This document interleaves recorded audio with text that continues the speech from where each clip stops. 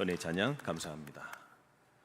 오늘 자리에 앉아서 여러분들 들어오시는 모습과 또 예배 중에 찬양하시는 모습을 보면서 꼭 이런 말씀을 드리고 싶었습니다. 어떤 사연을 가지고 오셨든 괜찮습니다. 은혜가 있습니다.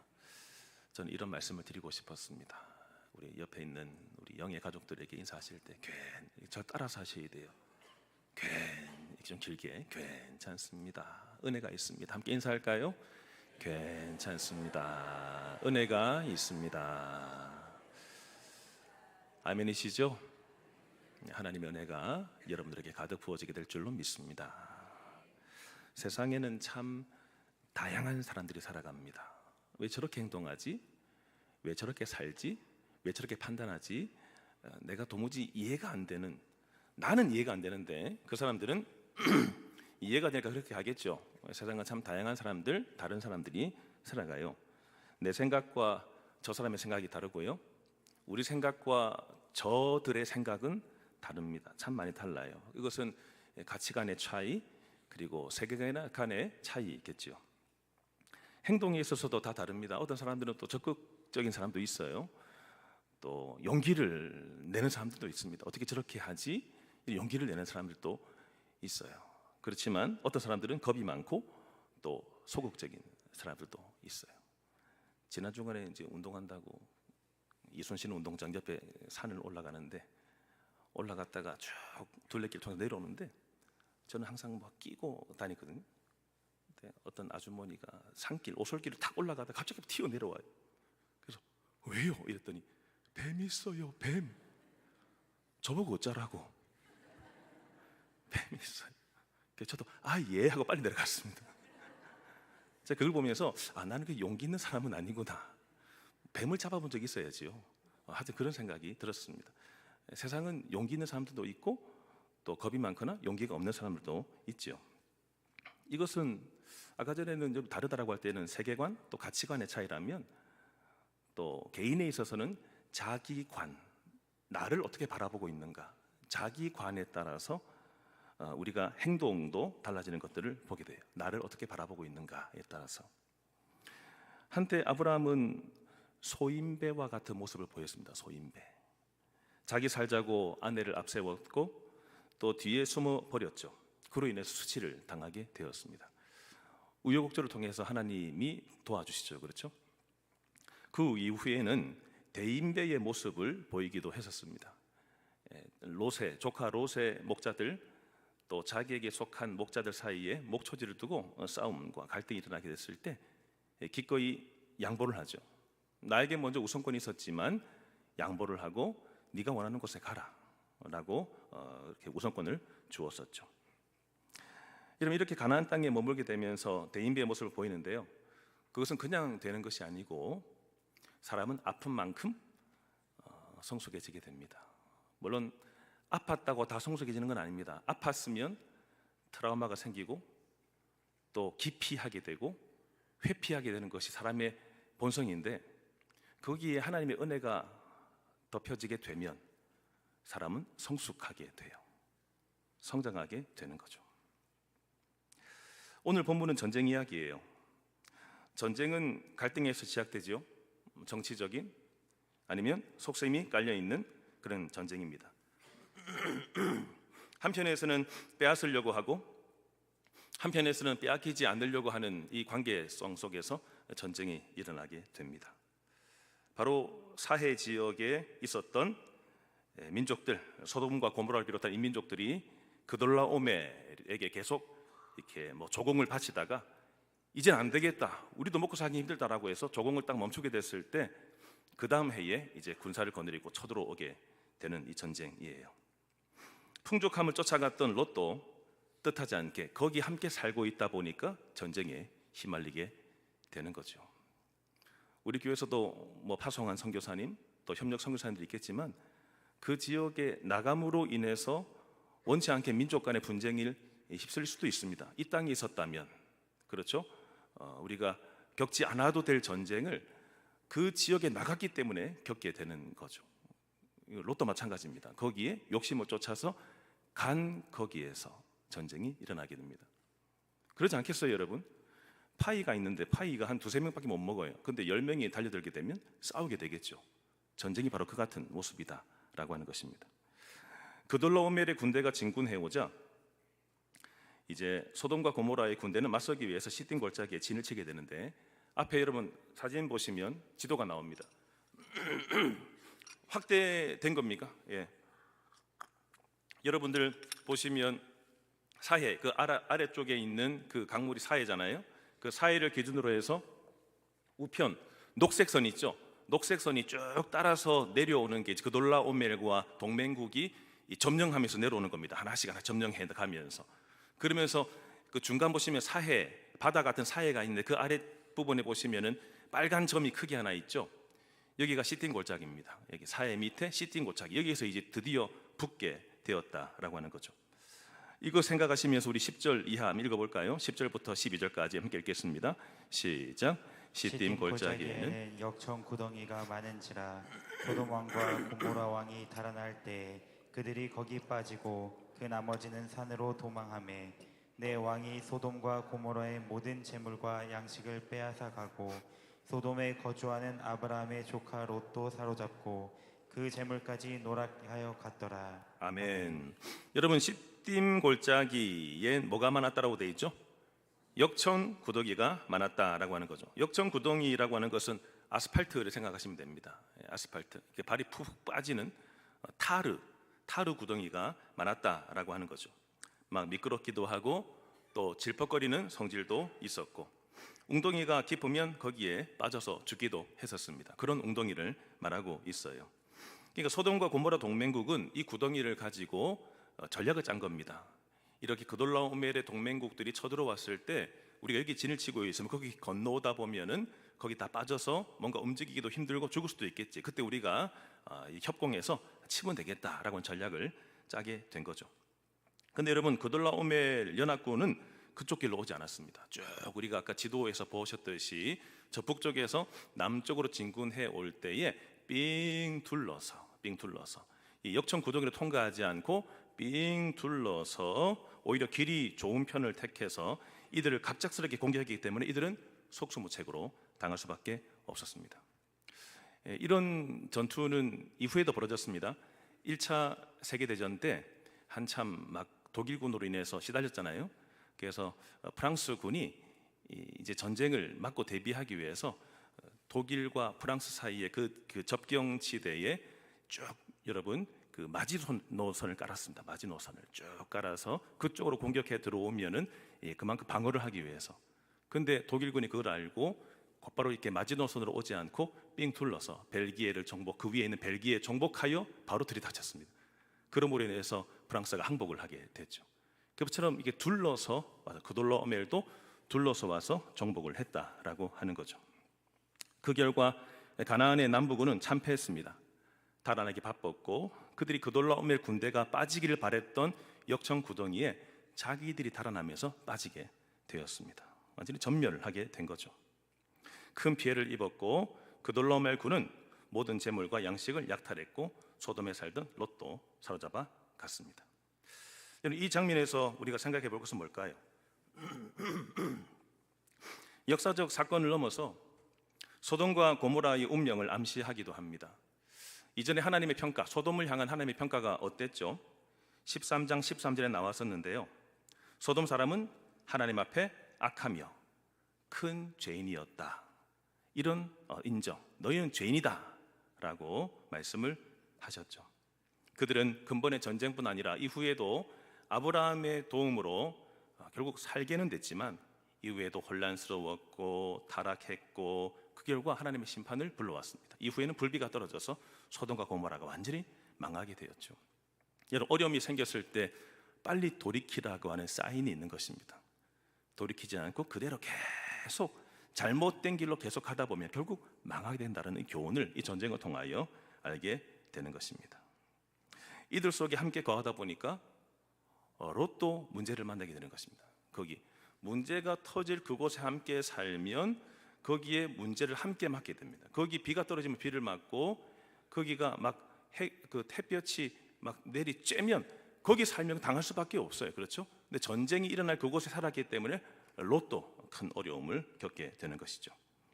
롯도 함께 다 잡혀가게 됐는데 13절 말씀 같이 읽어볼까요? 시작. 도망한 자가 와서 히브리 사람 아브라함에게 알리니 그때 아브라함이 아모리 족속 마므레의 스스리 숲을 근처에 거주하였더라. 마므레는 에스골의 형제요 또 아넬의 형제라. 이들은 아브라함과 동맹한 사람들이더라. 아멘. 약탈군을 피해서 달아났던 일 중에 아브라함에게까지 간 사람도 있었습니다. 아마도 롯에게 속해 있다가 함께 간 사람이겠죠. 그래서 피난하고 도망가다가 아브라함까지 와서 알리게 되는데, 아브라함을 뭐라고 표현하면서 이름을 알렸다라고 되어 있습니까? 아브라함을 히브리 사람이라고 표현을 했었습니다. 이 히브리 사람이라고 하는 것은요, 건너왔다는 뜻입니다. 건너왔다. 팔레스타인 지역에 원래 살았던 원주민이 아니라 건너온 사람, 이런 뜻입니다. 저쪽에서 건너온 사람. 70역 성경에서는요, 이 그 히브리 사람을 뭐라고 번역하고 있냐면 여행자, 또 순례자, 이렇게 번역을 하고 있습니다. 하나님께서 명하신 곳에 가라라고 해서 가는 모든 발걸음들을 순례자의 여정으로 보고 있는 것입니다. 나는 이 땅에 정착민으로 살아가는 존재가 아니라 나는 나그네다, 지나가는 사람이다라고 하는 것은 우리의 정체성을 알려주는 것 같습니다.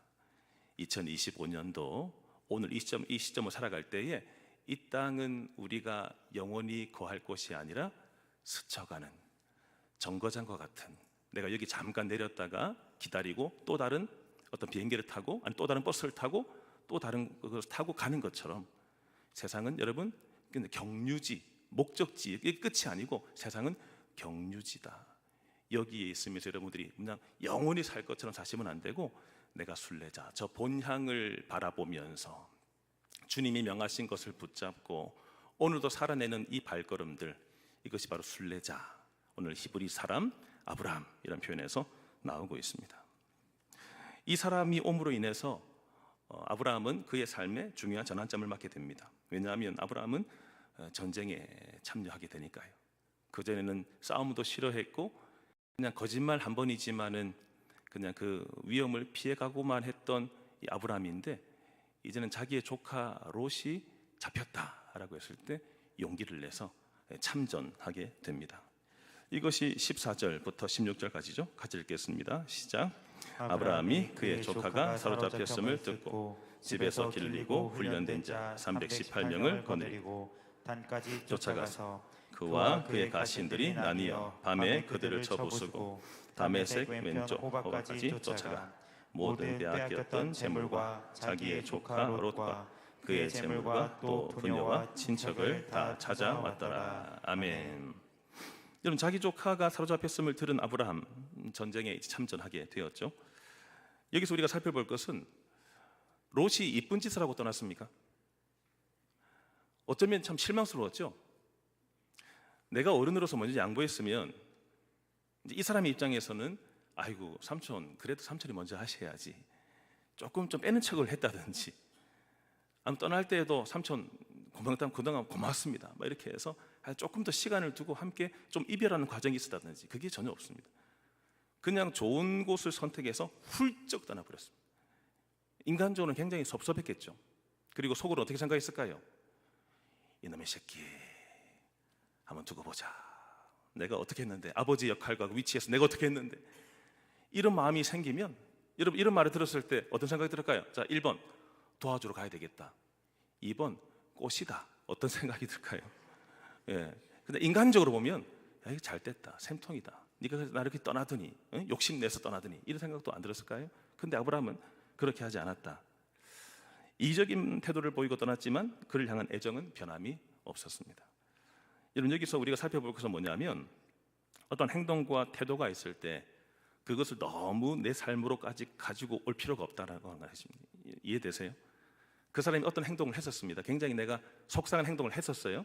근데 이것을 가지고 나한테까지 가지고 와가지고 다음에 한번 보자, 이렇게 하지 말고, 아브라함은 어떻게 했냐면 그렇게 행동했을 때 그냥 그렇구나 하고 넘어갔습니다. 자기의 삶까지 가져오지 않았습니다. 그냥 그렇구나, 그런 친구구나 하고 그냥 넘어갔다라고 하는 거죠.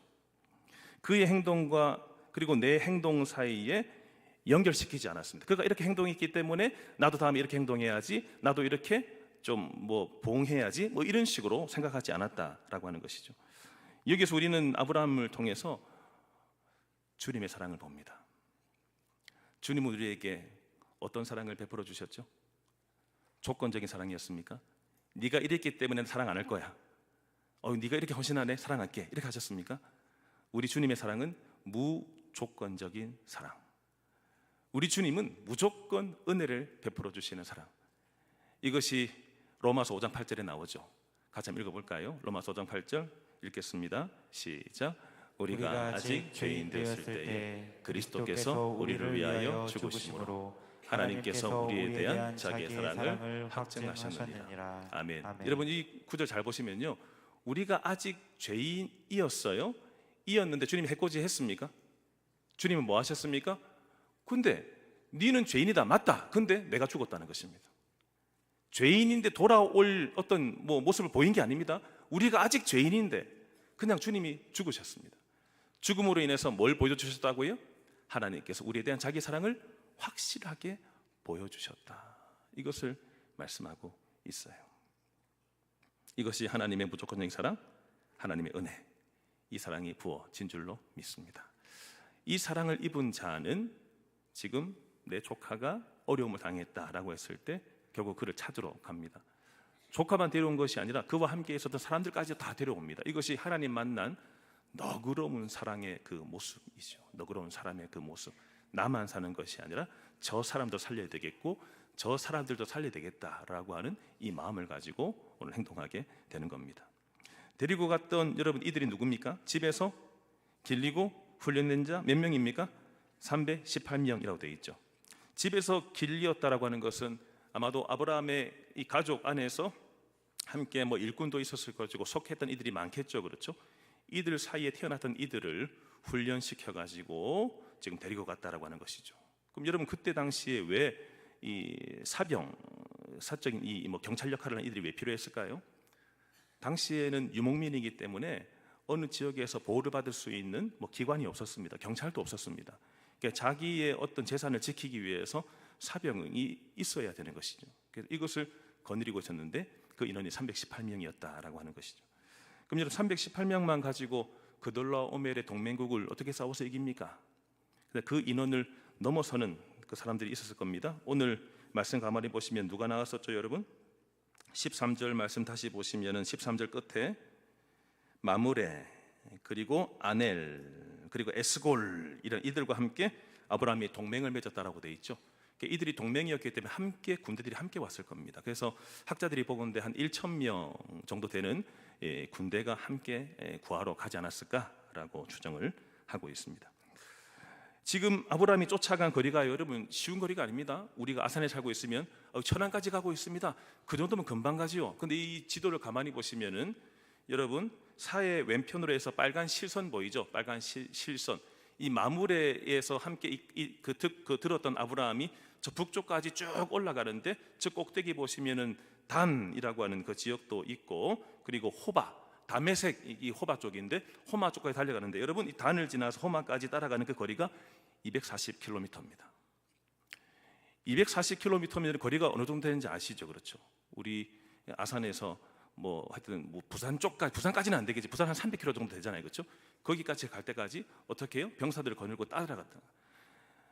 사람을 구해내기 위해서 이렇게 열심을 보이고 있는 그 모습입니다. 그리고 전략은 야간 기습입니다. 야간 기습. 야간에 기습해서 결국은 그의 믿음과 용기, 또 동맹군들과 함께 싸워 이기게 되는데, 이 야간에 기습하는 것을 보면은 이 사람도 생각이 납니다. 기드온의 몇 명 용사요? 300용사가 생각이 나죠. 함께 따라가서 기도원의 300용사는 하나님의 능력으로 이겼던 전쟁인데, 아브라함의 이 전쟁도 하나님의 능력으로 싸워서 이기게 되었다. 결과는 뭡니까 여러분? 결과는 다 찾아왔다. 16절 말씀, 다 찾아왔다. 잃어버린 것들을 다 찾아왔다. 결국은 아브라함은 자신의 부와 자신의 병력을 사용해서 사람을 살리는 데 썼다라고 하는 것입니다. 오늘을 살아가는 그리스도인들이요, 나의 물질과 나의 사람들을 가지고 뭘 해야 될지에 대해서 분명히 우리에게 말씀을 주시는 것이죠. 아브라함은 부와 병력을 사용해서 롯과 이웃들을 건져내게 되었습니다. 타인의 불행을 생각하면서 마지막까지 쫓아가고 있는, 내가 분명히 살려낼 때까지 거리가 얼마나 되든 쫓아가서 건져내고 살려내는 그 모습, 성숙한 신앙의 모습을 보여주었습니다. 성도 여러분, 세상에는 많은 사람들이 있지만 크게 나눈다면 도움이 필요한 사람과 도와주는 사람으로 이루어져 있습니다. 도움을 주는 사람은 계속해서 도움만 주는 것도 아니고요, 이 자리가 바뀔 수도 있습니다. 어떨 때는 내가 도움이 필요했었지만 어떨 때는 내가 이제 남을 도와줄 수 있는 자리에 설 수도 있게 되는 것입니다. 지금 롯 같은 경우에는 도움이 필요한 사람, 아브라함 같은 경우에는 도와주는 사람으로 오늘 본문이 나와 있는 거죠. 롯 같은 경우에는 그의 어려움을 만났던 것은 계속 우리가 2주째 보고 있습니다. 잘못된 선택을 했기 때문입니다. 선택하면 결과는 누가 책임져야 되죠? 내가 책임집니다. 내가 어떤 결정을 했는가에 따라서 그 결정에 따른 결과는 내가 책임을 져야 되는 것입니다. 그러니까 망하는 길로 가게 되면 분명히 망한 일이 생기는 것입니다. 살 길로 가면 살 길이 열리게 되는 것입니다. 아브라함 같은 경우에는 여러분 어떻게든지 도와주는 그 위치에 있었지만 롯은 망하는 길로 가버렸던 사람이었습니다. 그 길로 가면 뻔하게 그냥 다 잃는 길이었습니다. 포로 신세로 절 나가는 길이었습니다. 그의 결정과 그의 삶의 과정을 가만히 보시면 하나님이 있었어요, 없었어요? 하나님 없었습니다. 하나님 없이 눈에 보기에 좋은 대로 결정을 해버렸다라고 하는 것입니다. 여러분, 롯은 신앙이 있었을까요? 롯은 믿음의 사람이었을까요? 오늘의 모습을 보면 모릅니다. 근데 지나가 보면 압니다. 아, 저 사람에게 믿음이 있었구나, 저 사람에게 신앙이 있었구나, 이것을 알게 돼요. 롯 같은 경우에는 솔직히 믿음의 사람이 아니었습니다. 롯은 그리스도인이기는 그리스도인인데 앞에 단서로 붙는 게 있습니다. 육신적 그리스도인. 여러분, 영적 그리스도인이 있고 육신적 그리스도인이 있습니다. 여러분을 그리스도인이라고 생각하시고 말씀하시겠지만 둘로 나뉘게 됩니다. 분명히 나뉘게 됩니다. 여러분들은 육신적 그리스도인일 수도 있고 영적인 그리스도인일 수도 있습니다. 여러분들은 어느 편에 속하십니까? 아브라함의 삶을 보시고 롯의 삶을 보시면 결정할 수 있습니다. 나는 어디에 속해 있구나 알게 됩니다. 결국 육신적인 그리스도인으로 살았기 때문에 화를 당하게 되고 주변 사람에게 손해, 불편만 끼치게 되었습니다. 아브라함에게도 불편 끼쳤죠, 그렇죠? 마므레 땅에 있었던 아브라함이 끝까지 240km나 따라와서 결국은 전투까지 치열하게 싸워서 또 돌아와야 될 이 수고를 감수하게 했습니다. 나의 잘못된 선택 때문에. 또 롯의 잘못된 선택 때문에 처와 딸들이 망하게 되었고 사위들도 죽게 되었죠. 또 함께 따라갔던 이들까지도 망하는데 사지로 내몰게 되었습니다. 어떤 선택을 했는가에 따라서 나를 비롯한 나를 이루고 있는 구성원들에게 큰 어려움을 끼칠 수 있게 되는 것입니다. 그러나 여러분, 아브라함은 도움을 주는 사람이었습니다. 롯이 전쟁 포로가 되었다는 소식을 듣고는 그를 구해내기 위해서 끝까지 추격하고 찾아왔습니다. 포기하거나 피하지 않았습니다. 아까 롯은 육신적 그리스도인이라면 아브라함은 어떤 그리스도인일까요? 영적인 그리스도인. 영적 그리스도인은 누구에게 관심이 많을까요? 예수님에게 관심이 많습니다. 그리고 예수님의 말씀을 묵상하려고 하고 그분의 뜻대로 따라가려고 합니다. 예수님이 세상에 오셔서 한 영혼 한 생명을 가볍게 여기셨습니까? 예수님은, 여러분 말씀 한번 볼까요? 마태복음 18장 12절 같이 읽겠습니다. 시작. 너희 생각에는 어떠하냐? 만일 어떤 사람이 양 100마리가 있는데 그 중에 하나가 길을 잃었으면 99마리를 산에 두고 가서 길을 잃은 양을 찾지 않겠느냐. 아멘. 잃어버린 한 양을 찾기 위해서 나서시는 목자의 그 모습, 누구를 말씀하시죠? 예수님을 말씀하십니다. 이처럼 죄 속에서 방황하고 있는 사람들이 있을 때 이들을 회수하기 위하여, 다시 찾아오기 위하여 아브라함이 그대로 나서고 있는 거죠. 누구 닮은 열심이죠? 예수님 닮은 열심이었다라고 하는 것입니다. 여러분들 삶 속에 도움이 필요한 이들이 누가 있습니까? 나 또한 누군가의 도움을 받았기 때문에 여러분들이 지금 여기 계시는 거예요. 그분들이 부모님이었건 아니면 뭐 선배들이었건 또 신앙의 공동체의 신실한 성도들이었건 그분들이 여러분들 도와주셨기 때문에, 저와 여러분 도와주셨기 때문에 여러분들은 다 끌려가게 됐을 때 결국 사로잡아 다시 오게 됐습니다. 궁극적으로는 누가 우리를 사로잡아 오셨죠? 예수 그리스도. 그분의 십자가에 죽으시면서 그분의 피를 대가로 해서 우리를 살려내시는, 다시 찾아오게 되는 그리스도인 되게 하시는 하나님의 은혜와 사랑이 우리에게 묻어 있다라고 하는 것입니다. 이 사랑이 묻어 있는 사람은 이기심을 버리고 살아가요. 히브리 사람 아브라함이요, 롯이 사로잡혀 갔습니다. 근데 왜? 롯과 내가 무슨 상관이 있다고? 걔는 그냥 걔의 길을 간 거고 나는 지금 있는 게 우리 가족이야. 걔 얘기도 하지 마. 끊어낸 것도 아닙니다. 마지막까지 여러분 이기심을 버리고 내 거를 써서라도 그를 건져내려고 했었다라고 하는 것입니다. 주님 닮은 그리스도인 오늘을 살아가도 관용을 베푸는 사람, 또 인애를 베푸는 사람이 진짜 영적 그리스도인인 줄로 믿습니다. 빌립보서 4장 5절, 너희 관용을 모든 사람에게 알게 하라. 주께서 가까우시니라. 왜 관용을 베풀며 살아갑니까?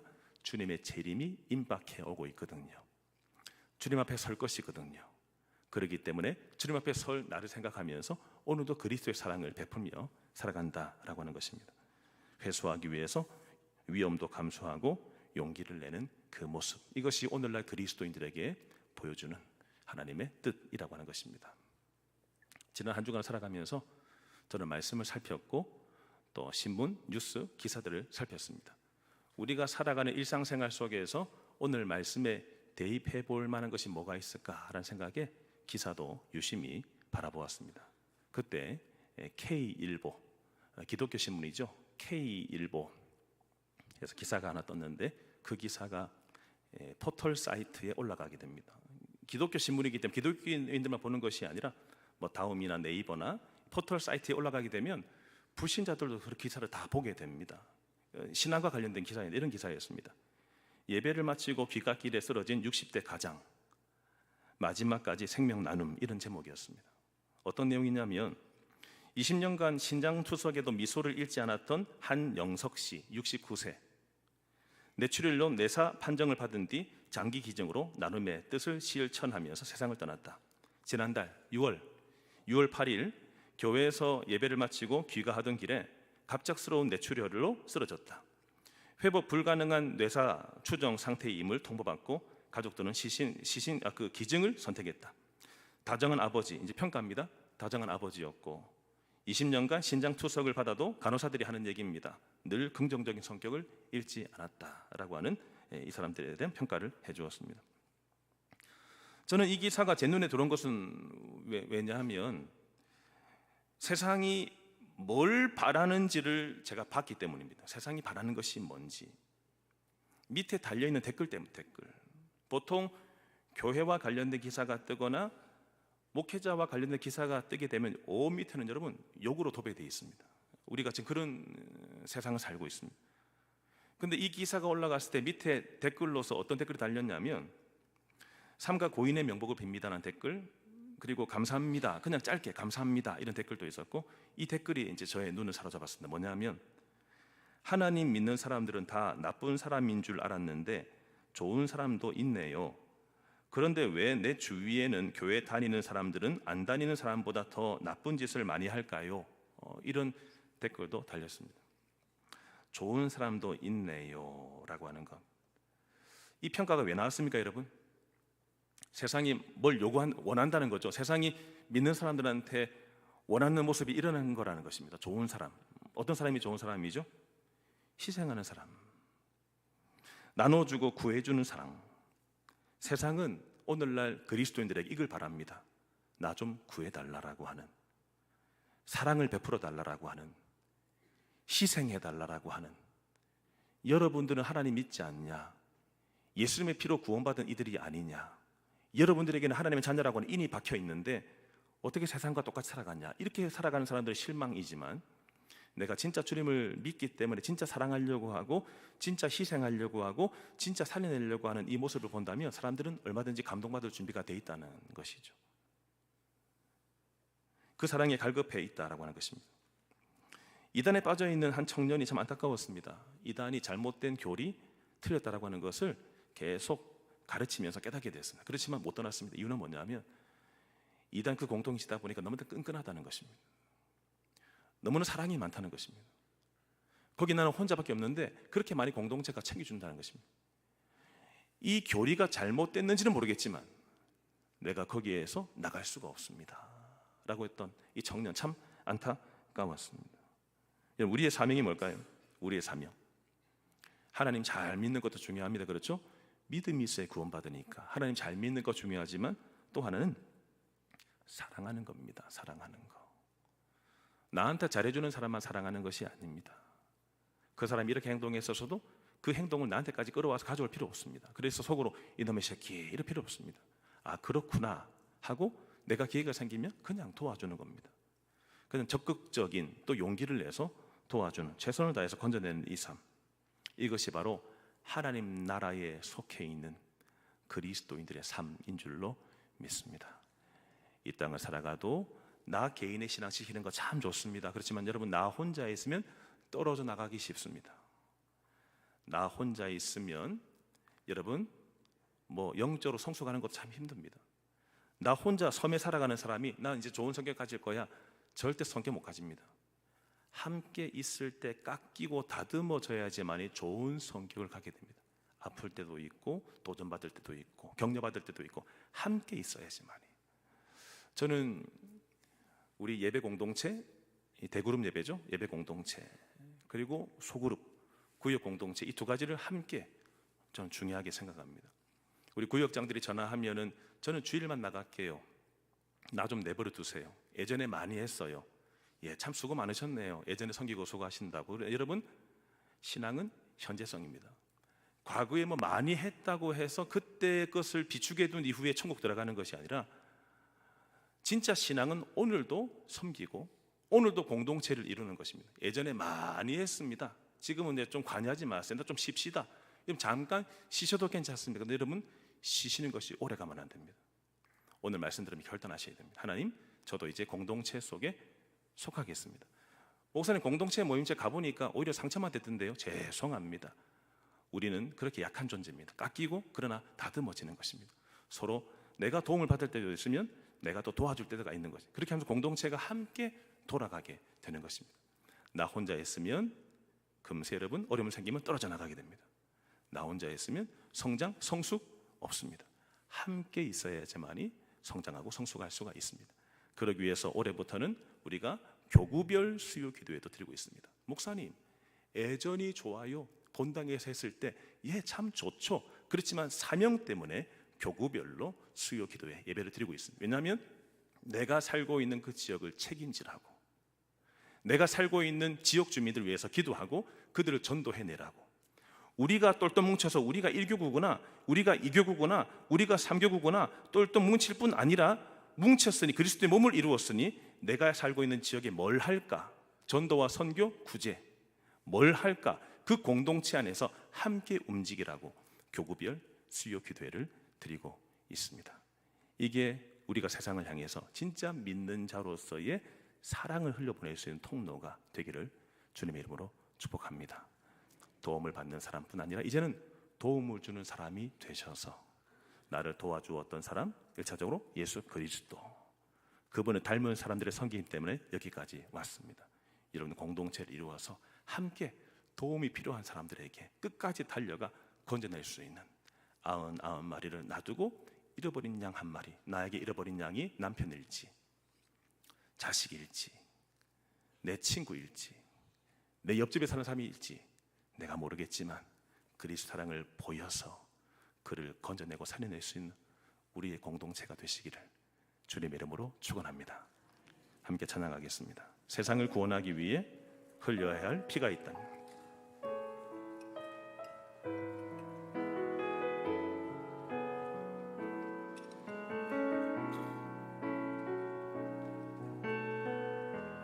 세상을 구원하기 위해 흘려야 할 피가 필요하다면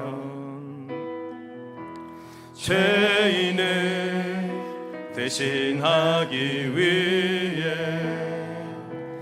희생의 제물 필요하시다면 내 생명 제단 위에 드리니 주 영광 위에 사용하소서. 생명이 또 다른 생명 낳고 주님 볼 수 있다면 나의 삶과 죽음도 아낌없이 드리니 죽어야 다시 사는 주의 말씀 믿으며 하나의 미랄 되어 썩어지리니 예수님처럼 살아가게 하소서. 길 잃어 지친 양을 찾아 길 잃어 지친 양을 찾아 마음 상해 이리저리 헤매이는 한 영혼 찾아 아파하는 예수님 마음 내게 주옵소서. 십자가 온 세상 위한 그 희생 눈물로 그 길 가게 하소서.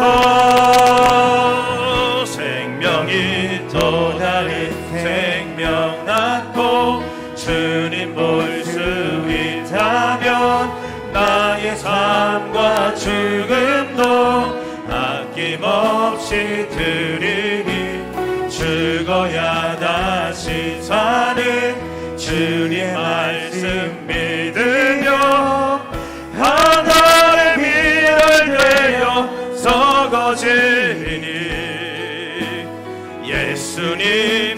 예수님처럼 살아가. 다 일어나세요. 다 일어나셔서 생명이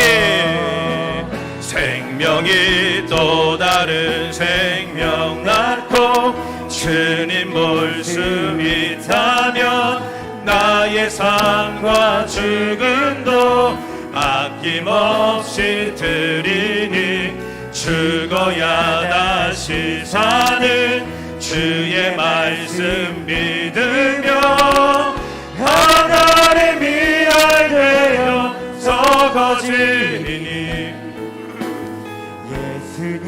예수님처럼 살아가게 하소서. 여러분, 삶 길지 않습니다. 결혼한 이후에 20년, 30년, 40년 금방 지나갔죠? 우리에게 남은 시간 금방 지나갑니다. 뭐 하다 가시겠습니까? 롯처럼 살다가 가시겠습니까? 아브라함처럼 살다가 가시겠습니까? 육신적 그리스도인만 살다가 그냥 가시겠습니까? 영적 그리스도인이 되어서 또 다른 사람들을 도와주고 살려주다가 그분 앞에 서시겠습니까? 이 시간 결단하며 함께 기도합시다. 하나님 아버지, 오늘 함께 말씀을 듣고 나누게 해주셔서 주여 감사합니다. 육신적 그리스도인만 살다가 이 땅 끝나지 말게 하여 주시옵소서. 영적인 그리스도인이 되어 또 다른 누군가를 도와주고 살려줄 수 있는, 사랑을 베풀 수 있는 그리스도인 되게 하여 주시옵소서. 주님이 나에게 이미 많은 사랑을 베풀어 주셨습니다. 주님이 한량없는 은혜와 사랑으로 나를 덧입혀 주셨습니다. 주의 성도들이 주 앞에 서게 하여 주시옵시고 진짜 주를 만나게 하소서. 진짜 복음 듣게 하여 주옵소서. 내 생활에, 내 인생의 시간들이 새털처럼 많이 남아있는 것이 아닙니다.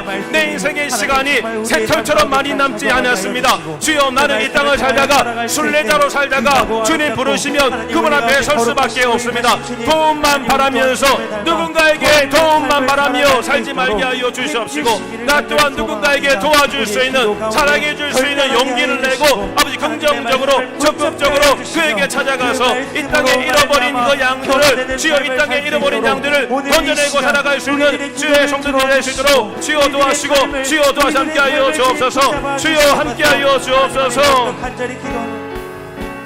생명이 또 다른 생명을 낳습니다.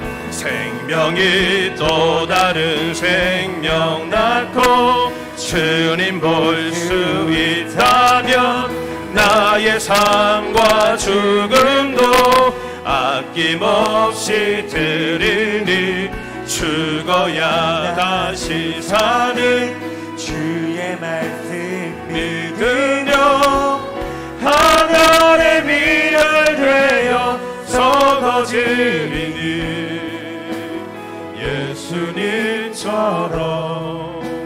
살아가게 하소서.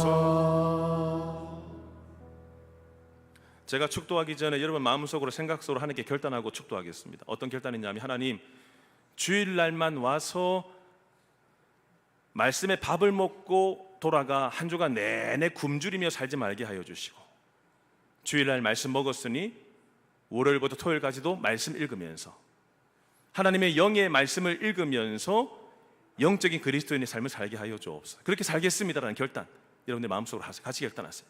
결단하시고 축도함으로 마치겠습니다.